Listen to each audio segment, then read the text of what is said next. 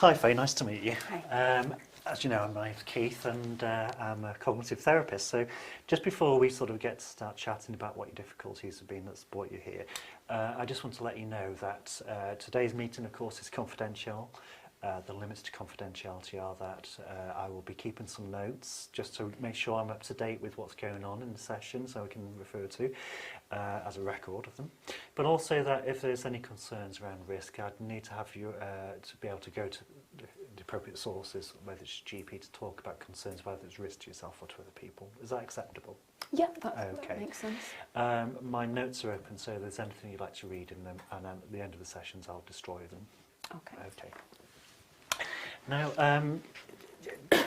you gave me a bit of information when we talked on the phone the other day about some of the difficulties. I understand it's around some real concerns you have around being in sort of situations where there's height involved. Yes. Yeah. So what we're going to do today, I'm going to ask you a bit about the problems that you've been facing, how it's affecting you, the type of difficulties that you've experienced in relationship to this and how it's affecting your life. And then to try and get an idea about what's holding the problem together so we can start to focus upon ways to try and help you to overcome this problem. Okay. Before we start, is there anything you'd like to ask me? Is there anything you'd like to know about myself or about the therapy itself? No, I think that's clear. I think the confidentiality thing would have been a question, but you've kind of covered that. So. Okay. Well, if at any point during the sessions that you want to ask me anything about myself, I'm more than happy to share that with you. Okay.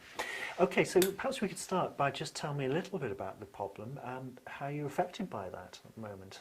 Okay, so as I said on the phone, it's fear of heights, and it's on a day-to-day basis. It's not hugely problematic. I don't live in a tower block or anything, but basic things like being able to go to the top of a ladder to clean windows at the top of my house or touch up paintwork towards the top of my house is problematic.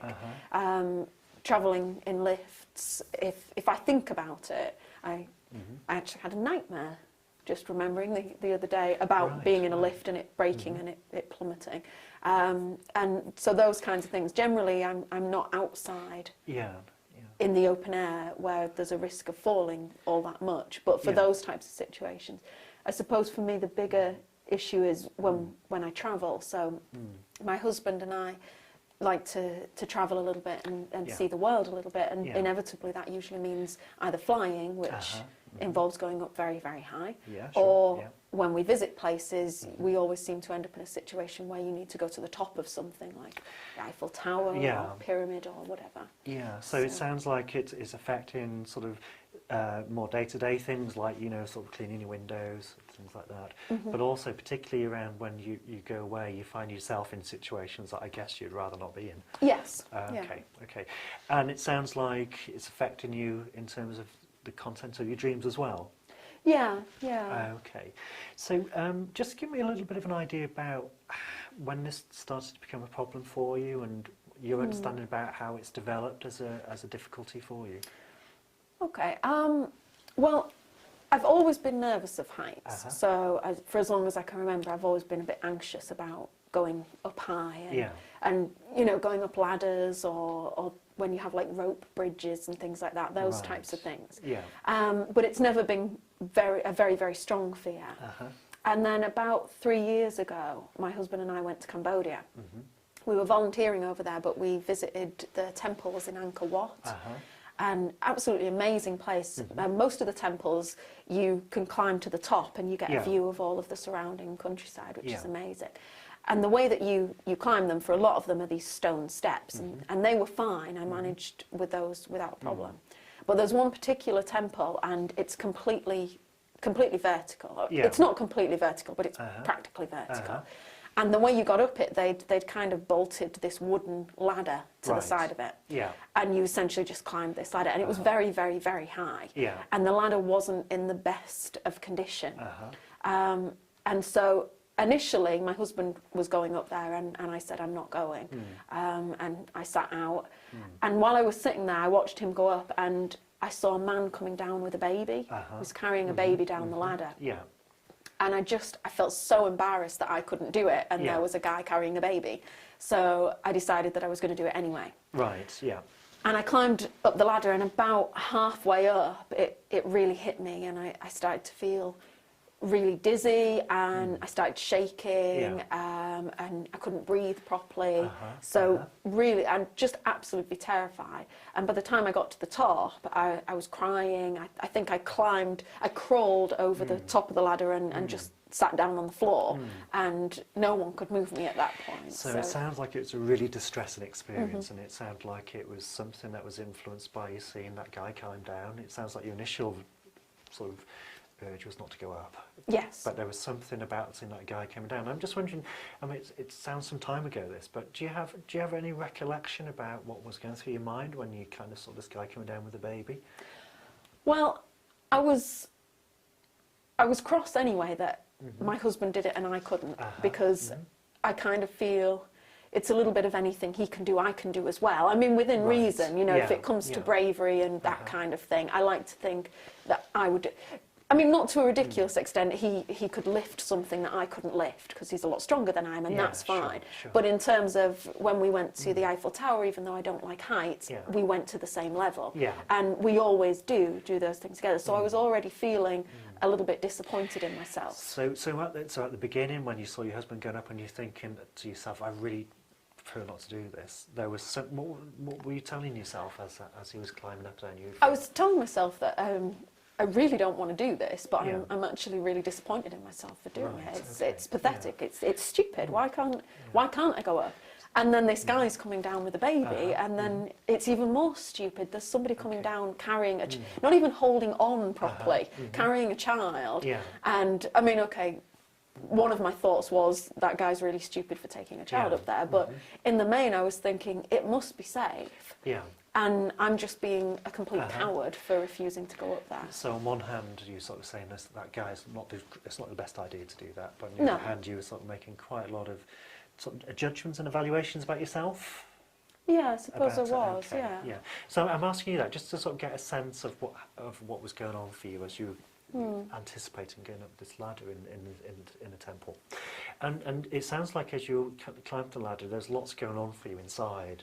It sounds physically that you were noticing lots of sensations. Yeah. And just sort of, I mean, again, it's a long time ago, so were there particular things that you were noticing that was happening in your body that was you were paying attention to? Yes, most definitely, because that was the really scary thing for me.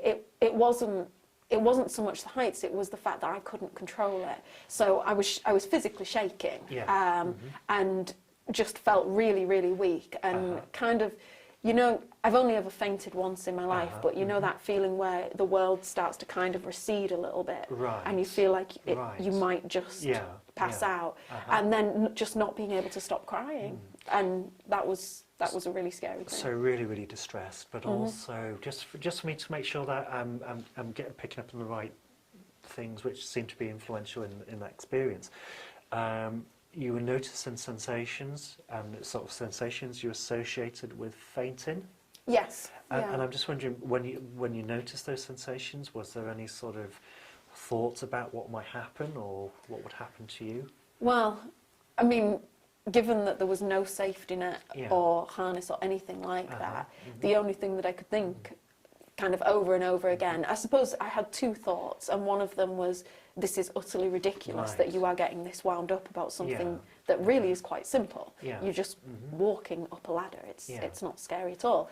And on the other hand, I was thinking, oh my gosh, if I do actually black out, I'm going to fall backwards, and I'm going to probably at least seriously hurt myself, if not kill myself. And at that point, when you had these sort of two thoughts in mind, one, this is okay, it's just climbing a ladder, and the other thought was that actually, if I back out, I'm going to fall backwards. Imagine you think something along the lines, you're going to hurt yourself badly. Yeah. I'm probably going to die. Was probably the thought that was going through my mind. So it was really quite an intense thought. Yeah.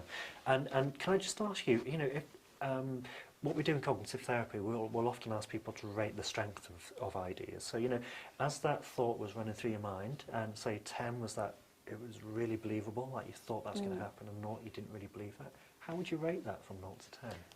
I would say 10. I firmly believed that I was going to Yeah. Okay, maybe a 9. I think. Yeah.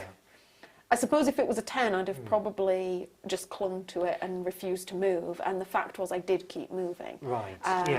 Apparently, the tour guide afterwards mentioned that apparently there has been a case where they've had to get out air rescue to remove someone from the top of this temple because they Right. couldn't come back down They again. just 'Cause froze. they panicked. They froze. Yeah, Yeah. and that Yeah. didn't happen, Uh-huh. thank goodness. So But to all intents and purposes, you really believe that something really Yes. bad was about to happen to Yes. you. Yeah. Okay.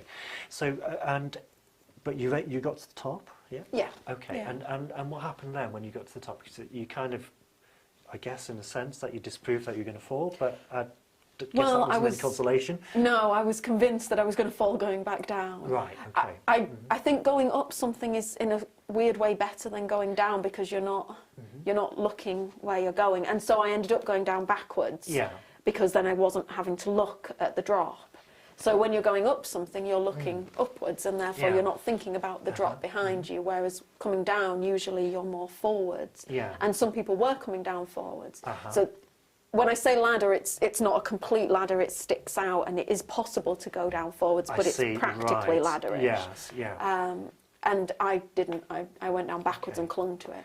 So okay. So when you clung to it, that's what you would do, and you were holding on really tight. Yes. Okay. So how did that go as you were coming down the ladder? Very, very slowly. Right.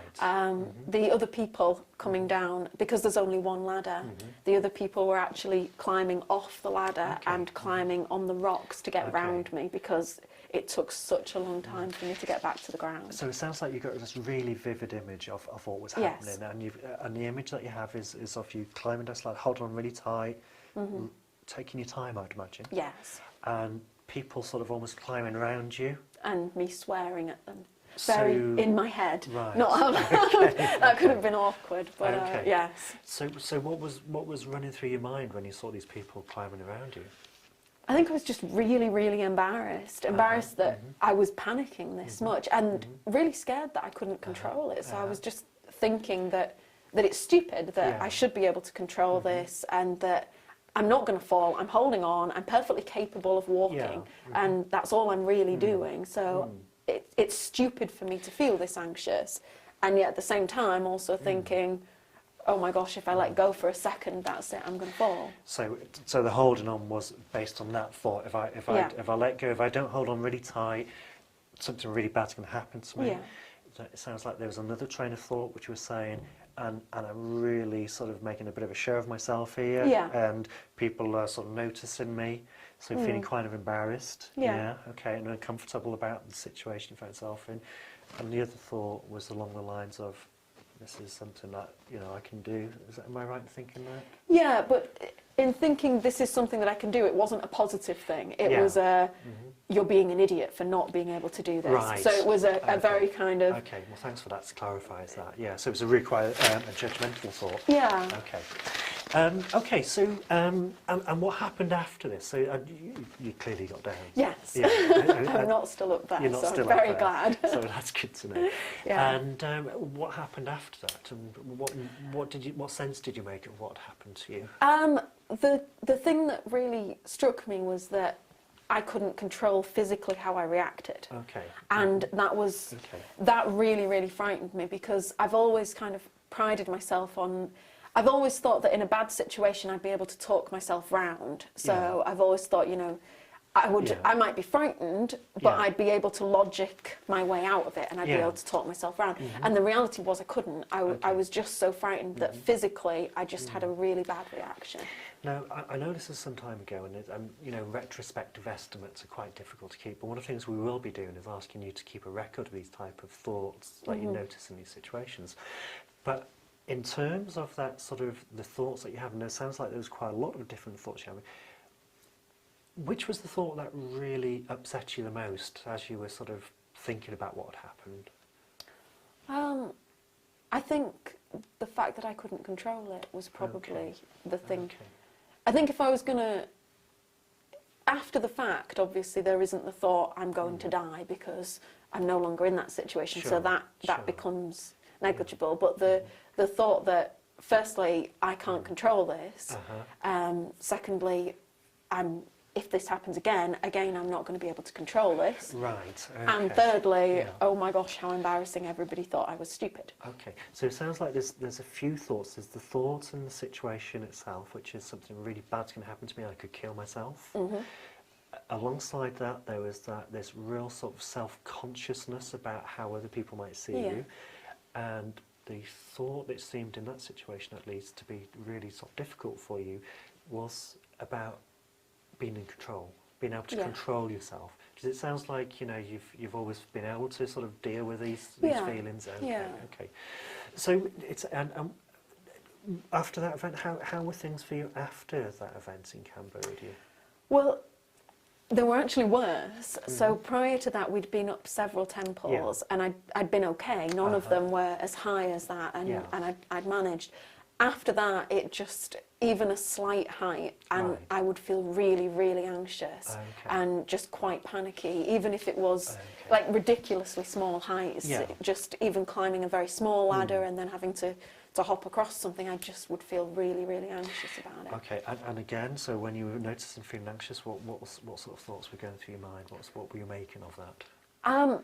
I think I was mainly embarrassed. Embarrassed that I was getting this wound up again, and this, I could kind of excuse the previous one because it was very high and it was dangerous.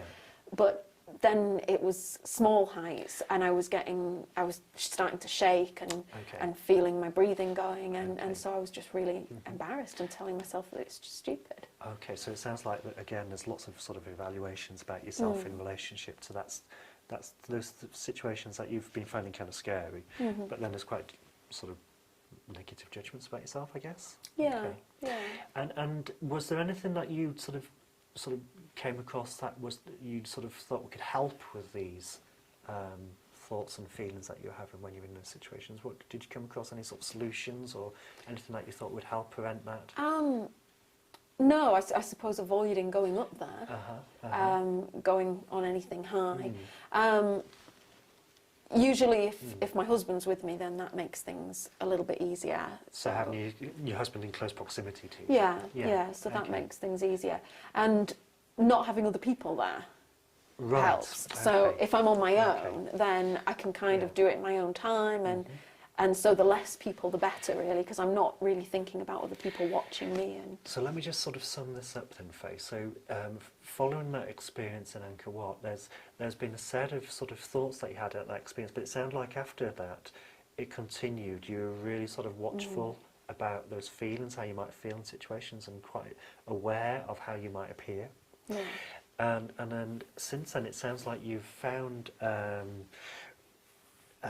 ways to try and minimise those sort of concerns and those worries that you have, and one of those is by keeping your husband. Your husband's name is Colin. Colin. Okay.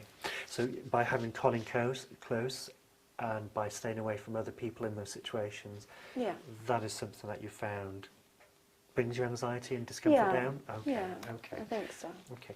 And I'm just sort of thinking from those events back in Cambodia. Can you just give me a sense about now how it affects you, and have any of those sort of thoughts occurred since that time? Well, on a kind of, so there's been a couple of times. So last Christmas we went to Australia, and there were three notable occasions. One of them, we went in the water, in quite deep seawater, and I'm not a swimmer, and I've never really liked the water. I sound like I'm riddled with phobias. I'm not terrified of water, and I can swim. I'm just not a strong swimmer, and so it would be silly to go in dangerous water. But on this occasion, I realised in the water, we were swimming with dolphins, and we got into the water, and it was just seeing the drop underneath me, and the same sort of thoughts were coming then, and my real fear was that I was just going to go into panic, and I was just going to start splashing about and panicking and not being able to swim, and then that would be very embarrassing. So, and I was going to ask you then, what was the meaning that had for you at the time? Can you picture yourself there in the water? Can you imagine yourself being there? What was running through your mind at the time about what people would notice, what would happen?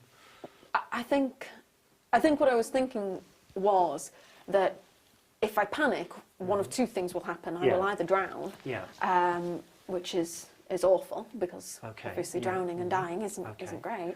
But It's or not good for your health. no, definitely not. Or I will start ridiculously thrashing about and Okay. making a complete scene, and someone is going to have to rescue me and drag me out of the water, Okay. and everybody is going to just think that I'm an idiot. So there's two things that you really feared at that point. One is that you could die. Okay, and as you say, that's a real grounds for feeling really scared when you believe that's going to happen. And the other thing was actually you're going to really stand out, and you're going to make a bit of an idiot out of yourself, and people would notice and all pay attention to you. Okay, and what actually did happen? In that particular situation, the pod of dolphins came by, and the second you see a dolphin within arm's reach, everything else just went completely out of my head, and I can't write down. Yeah. So I think it was I think if I'd have just been in water, it might have been a very different situation, but it was a complete distraction. There was no way I was going to be thinking about anything other than the fact that there was this amazing creature next So to me. you really sound like when you became distracted and you started to focus your attention away from these thoughts, actually your feelings changed quite dramatically. Yeah. And your anxiety came down, your physical discomfort came down as well. Yeah. And it sounded like you started to attend and focus your attention on actually what sounds like a fantastic experience. Have you noticed anything similar, in other situations? Because the themes that we seem to be sort of talking about here is that something really bad could happen to you in these situations, which seems to have a real effect upon physically how you feel and emotionally how you feel, and it sounds like it influences your behaviour. So, for instance, it sounds like you hold on really tight, or you get close to your husband.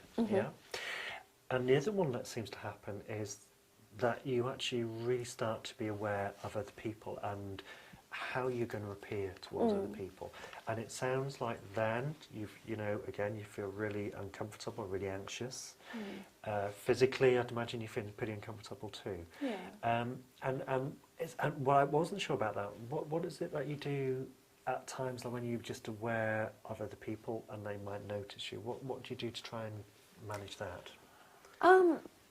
You mean if I'm not high, if it's not a fear of heights situation, so just in everyday life? Well, it could be either. I mean, I'm just sort of thinking in relationship to these situations. The prompts seem to be in high situations, or like in the sea, when you're aware of the translucent sea and you can see the sea floor, and you become very aware of other people around you.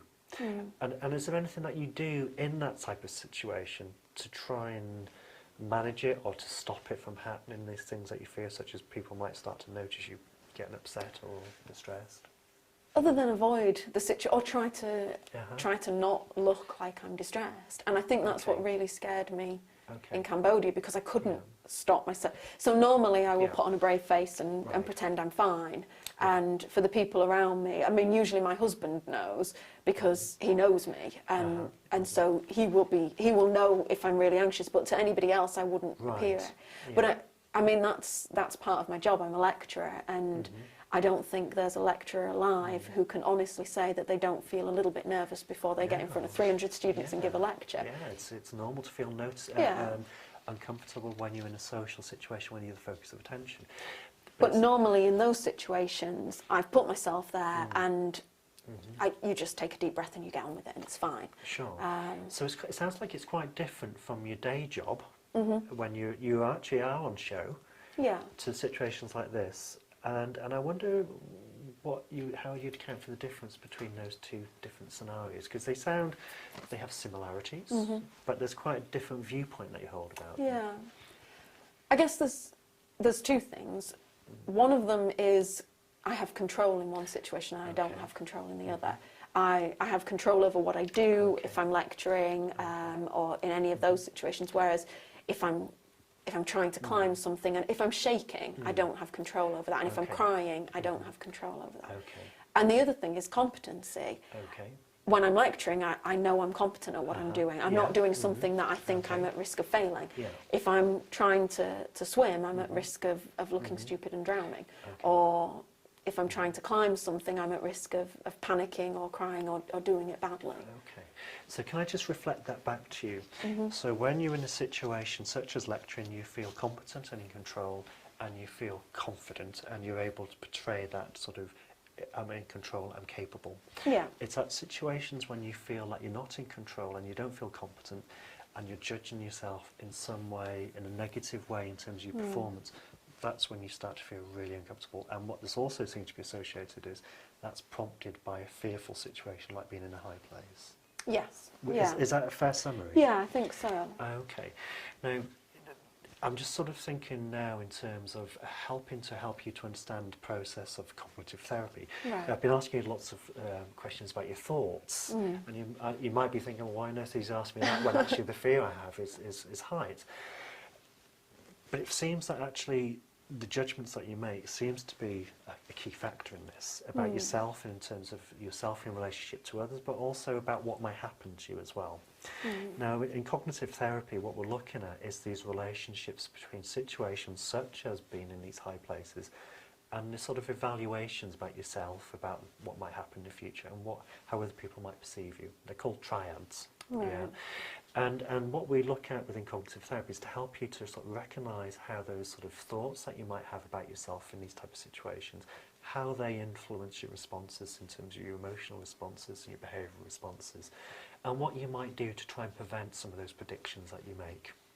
Okay. With the view that actually our thoughts, I guess, are a hypothesis based on the best available evidence that we have available at the time, yeah? Right. And I guess what you might be able to say after the event is actually, well, I can see that quite differently at the time. So we need to become aware of our thinking. And what we do in cognitive therapy is to help people start to notice their thoughts and how their thoughts, when they tend to, if they tend to be sort of judgmental, or they might tend to maybe be what's called overgeneralized, they can start to become problematic for the person. Okay.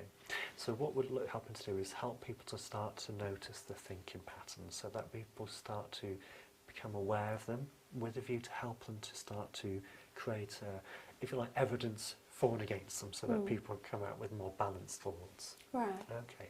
Does that make sense? It does. So it's about having a more logical thought processes and balancing the evidence that's available so that you can make a judgment based on evidence rather than based on bias or something. Yeah, and you know, and what we're looking for is balanced thoughts rather than negative or positive thoughts, because sometimes positive thoughts are rational thoughts. You know, I guess if we were to have a party in the middle of the A55 and have a positive thought about a juggernaut come towards us, that might not be a very helpful thought. So what we're looking for is a balanced thought which takes into account both sets of evidence, you know, both in sets of, you know, like when I'm on a ladder it's scary and it's fearful, but that's set against the others that actually, when I'm on a ladder generally I tend to do well and I've got experience and I know that I can usually manage these situations. So taking those into account, you'd arrive at a more balanced thought. Does that make sense? Yeah, Yeah. I think it does. But sometimes what also people do is what you've mentioned is staying away from situations because you anticipate that actually that is going to be something scary and difficult. Right.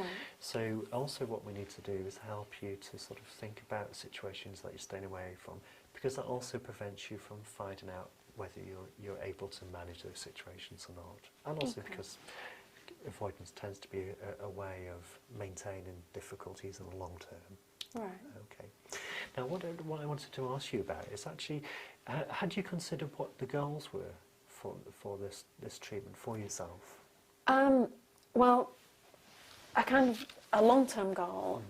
This summer, I'm hoping to go to Snowdonia. I have a friend coming over from Australia to stay with us, and we'd like to go walking.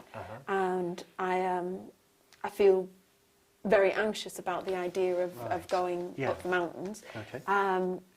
Obviously, walking and hills and things seem fine, but the idea that it might be kind of rocky, unstable terrain, and then there might be a sheer drop, and I might have to walk along the edge of that drop. So I guess a goal for me would be, in the long term, being able to do that without, because loads of people do that. So I guess thinking about balance, that's sensible to be able to do that. I'm not suggesting going rock climbing because I don't think that's something I would want to do, but to just be able to do that without feeling terrified. So something that you aspire to do this year with your friend coming over from Australia is to be able to go for a walk and be able to sort of do that with a degree of calmness. Yeah. Yeah, okay. When you think about that now, what thoughts does that bring to mind? What sort of ideas does it generate? I can imagine getting halfway up, with the aim being to get to the very top, Yeah. and having to cross an area that has a sheer drop, and just not being able to do it. Right. And the thought of my friend being there and me not being able to breathe and shaking and just having to turn back. And Okay. I just think that he would think that I'm just really stupid, and that's a really ridiculous thing to happen. Right, so there's quite a lot of predictions which sound quite similar to the ones that you've told me about just now. Yeah. That actually there's two parts. There's A, that you would lose control, and B, that actually the people with you would then judge you, and the consequences of that, I guess. Yeah, okay. Is that a fair summary? Yeah, I think so. Okay. So, yeah. Yeah. Okay. So, in terms of the actual problem, how frequently are you getting these difficulties? What sort of problems are they bringing you to your day-to-day life? In general, they're not a huge Yeah. day-to-day thing, because I'm not often up high. Yeah. But for really practical things, just really simple things like being able to go up a ladder at home to be able to change a light bulb, Yeah. or clean the upstairs windows, those kinds of things. I won't do those things. Yeah. So in terms of the longer term goal, like maybe going for walks in the mountains when friends are around and so forth, but I'm just wondering, is being able to do some of these sort of things that you currently stay away from, is that one of some of I your think goals as so, well? yeah. I think Okay. being able to do it comfortably. So, Okay. I mean, I think that I would, if I didn't have somebody else to do it, I probably would do it. I certainly wouldn't allow my windows to get dirty. Okay. But I think being able to do it without the big build-up and the fear that comes with it would be a good goal. Okay. So now I'm just thinking in terms of the sort of problems that we've identified during this chat we've had so far, then there's definitely sort of clear fears of certain situations. Alongside those sort of situational fears, which I guess are called phobias, there's also the thinking we've identified in relationship to judgments about yourself coming to some sort of sticky end, I guess, you know, in which you're going to come to some harm, serious harm. There's the thoughts about how you might be perceived by others and what you try and do to prevent that from happening. Yeah. And it feels like you've also developed a set of behaviours to try and prevent those things from happening. Okay. That seems to me, from what you told me, as being the sort of presenting difficulties. Is there any problems that I haven't touched on which you feel would help me understand what the overall problems are? No, I think that seems to be all of it. The not being in control is a big thing, and the other people thinking that that's ridiculous, and thinking that I'm stupid for not being in control is a big thing. And yeah, I think you've kind of covered that. So if we were to sort of prioritise them as you like our problem list, and we would focus on those, we would need to prioritise which you'd like to look at first, so we can work on ones which are key for you to overcome. So yeah. Now, what I'm also mindful of is about, you know, people come to therapy, but often they don't often know the ins and outs of what the therapy is about. So would it be helpful if I was to sort of just go over what you could expect from therapy? Yeah, I think that would be good. Yeah, okay. Now, cognitive therapy tends to be a shorter term therapy. That's why we need to sort of think about what your goals are, and also to actually identify clear problems so that we can link the goals to the problems, so that we're helping you to work towards something, towards change. Okay. Now, cognitive therapy is very much an interactive therapy. It's not something that I do to you. It's a collaborative based approach. Right. And the idea of cognitive therapy, it's a bit like the analogy that's often used is, you know, with a runner, they might have a coach, but the coach doesn't do the running. The coach helps them to identify problems in their sort of their behaviour, because the goal ultimately is to run an effective race. Yeah. But sometimes actually running that race is hindered by certain things that we might do. So my role as a therapist is really to act as a coach to help to identify areas in relationship to these problems, that we can fine tune and make changes in, so that you can actually run this race more effectively. Right. Okay, does that make sense? Yeah, I think that makes a lot of sense. And part of that is actually, it's really important that you can give feedback to me, and that we can generate ideas to help you to overcome this. So I can come up with ideas, but you can come up with ideas with a view to helping you to check out your thinking. Right. Yeah, in terms of some of the ideas that you have, some of the thoughts that you might have about these particular situations that you fear and have learned to fear, but also to help you to test those thoughts out. So we will be doing things like asking you to keep thought records and diaries, noticing the type of thinking that happens when you're introduced into these situations, and noticing how you respond as a consequence to those thoughts. Does that make sense? Yeah, Okay. when you say to test the thoughts out, what do you mean by that? Well, for instance, what can sometimes be very helpful is that when people, might have sort of a judgment about this might happen, for instance, I'm going to make a fool out of myself, I might get really noticed, then actually what we encourage people to do is to think of that like a hypothesis, so it's like, I worry that if I do this, I'm going to get noticed. Yeah, Okay. rather than if I do this, I will be noticed. So to tell the difference between like a worry and actually an event. Right. So it's to help to test the thought out, to gather evidence for the thought if it's accurate or not.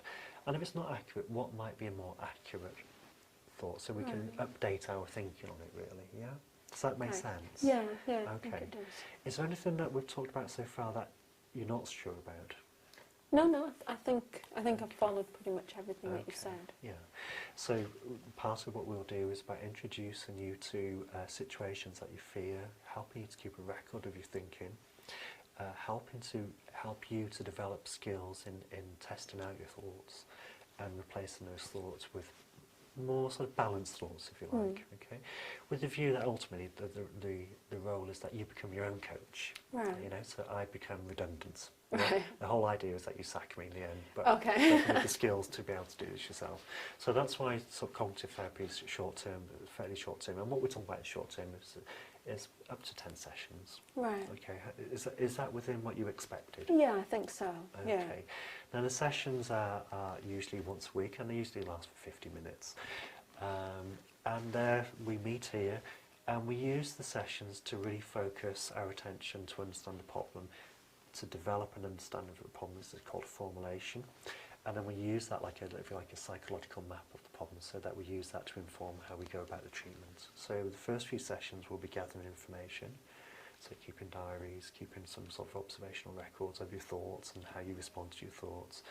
And then once we've got a really good idea about what's going on, to help you to try and test out some of those thoughts. Okay. So you can update your beliefs about what might happen to you, either in relationship to what might happen in the future, how people might view you, and also to help you to be a bit more sort of kind towards yourself in terms of the judgments that you make as well, because it sounds like you can be quite harsh on yourself at times. Right. Okay. Does that make sense? Yeah. So it would be keeping diaries of the things that I think about, Yes. and then bringing them to this session so that we can talk about that and identify problems in those thoughts, That's and then right. maybe testing out those thoughts to see if they're actually true or not. That's it, that's spot on. That's Okay. great. Yeah, that's great. Now, what I've got with me is, because I knew that you had some difficulties with situations which are often termed phobias, I brought some information for you to take away to read. So give you an idea a bit about how phobias develop and how they're maintained, but also some information about cognitive therapy, so you can sort of, if like, gen up on it, so you become more aware of it, and ultimately to become skilled at applying this to yourself. Okay. How does that sound? That sounds good, yeah. It would be good to learn a little bit more about it. Yeah, okay. Now, we've got about 2 or 3 minutes left. Is there anything that you'd like to tell me about the problem that we haven't covered so far? Is there anything that we haven't touched on? No, I think it's been really helpful to kind of think about those thoughts that I've had, and I've never really thought about it in those terms before, so it's been really interesting to think about it in terms of the lack of control and and other people's reactions to that, and what I think about the lack of control and other people's reactions to that. Okay. So I think that's been really interesting, but I think we've covered pretty much everything there. Okay.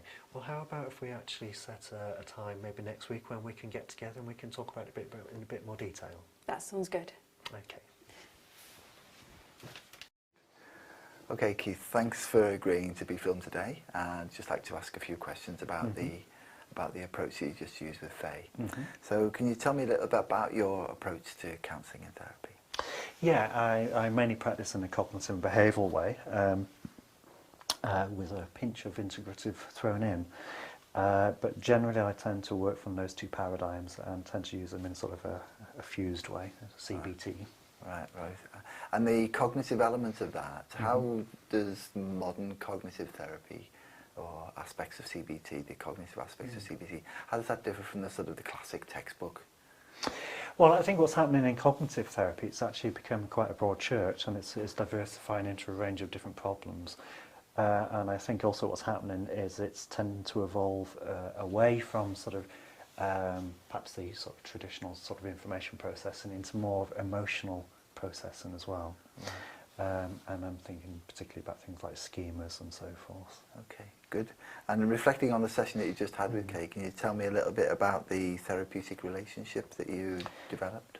Yeah, well, the key sort of relationship within any therapy is core to actually whether change takes place. It's a fundamental aspect of it.